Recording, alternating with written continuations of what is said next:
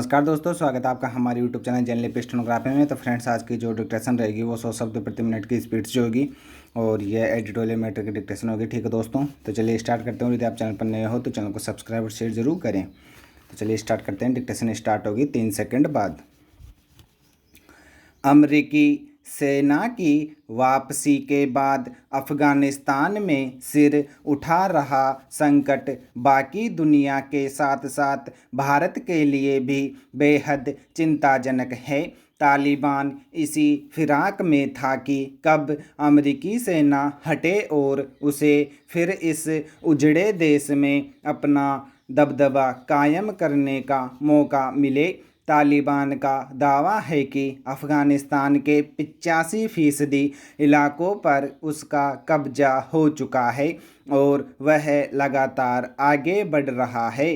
तालिबान की इस बढ़त से अफ़गानिस्तान में फिर गृह युद्ध का खतरा मंडरा रहा है। इस संगठन लश्कर ए तैयबा के लड़ाके उसका साथ देने के लिए अफ़गानिस्तान में मौजूद है।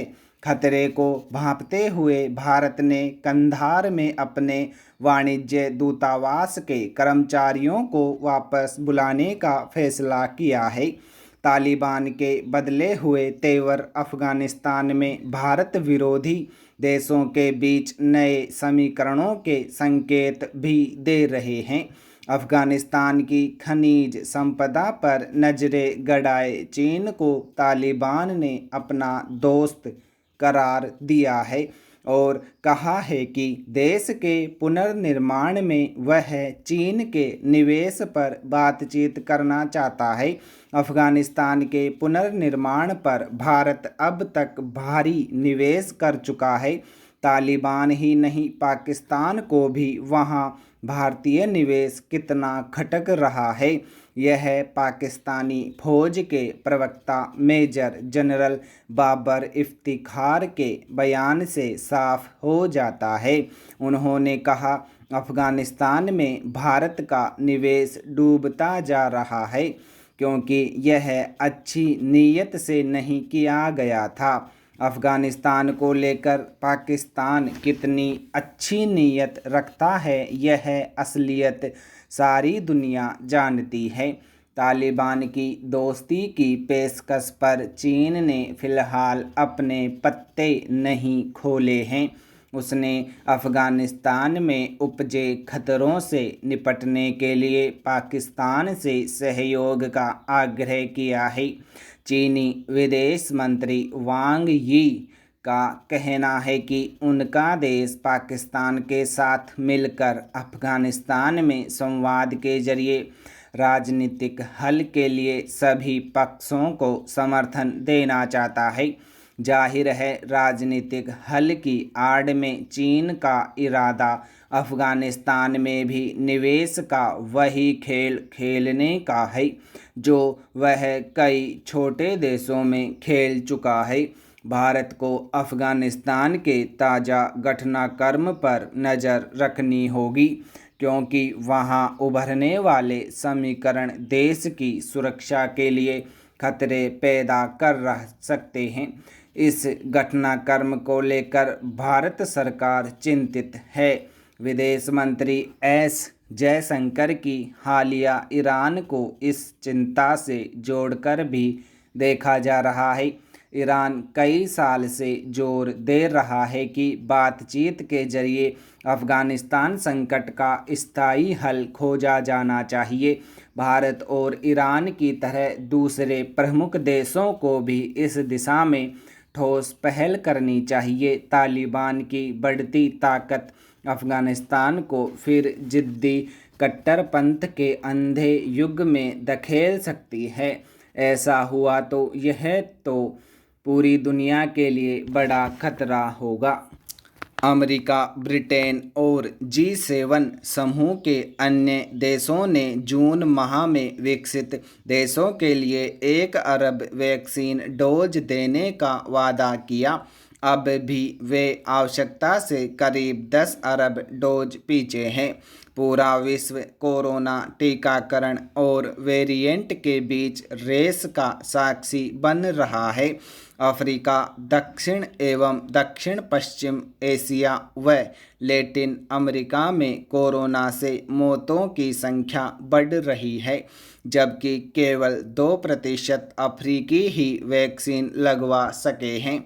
अगर विकसित देश दक्षिणी महाद्वीपों को इस महामारी से बचाने में मदद नहीं करेंगे तो उन्हें नए वेरिएंट संक्रमण का खतरा बना रहेगा। उतनी ही बार लॉकडाउन करना पड़ेगा और जनता चुनावों में जवाब देगी। अधिकांश दुनिया और लड़खड़ाएगी, खाई और गहरी होगी और आर्थिक बहाली का आधार और संकरा हो जाएगा। G7 देशों को वैक्सीन का वादा करने मात्र से आगे बढ़ना होगा। अक्टूबर में रोम में होने वाले G20 सम्मेलन तक इन 4 माह के लिए 4 बातों पर जोर दिए जाने की ज़रूरत है: वैक्सीन निर्माण, वितरण, वित्त और भावी महामारियों के लिए जैव सुरक्षा तैयारी। विश्व स्वास्थ्य संगठन इन चुनौतियों से निपटने में सक्षम नहीं है और विश्व भर में वैक्सीन वितरण अभियान कोवैक्स के सहारे पूरा करना असंभव लग रहा है। भले ही सरकारों और प्राइवेट कंपनियों ने वैक्सीन बना ली हो, उन्हें फिर भी वैक्सीन के अरबों डोज और बूस्टर शॉट्स के उत्पादन के लिए गति बढ़ानी होगी। G7 और उसके सहयोगी देशों को वैक्सीन उत्पादन बढ़ाने के लिए निर्माताओं की मदद करनी चाहिए।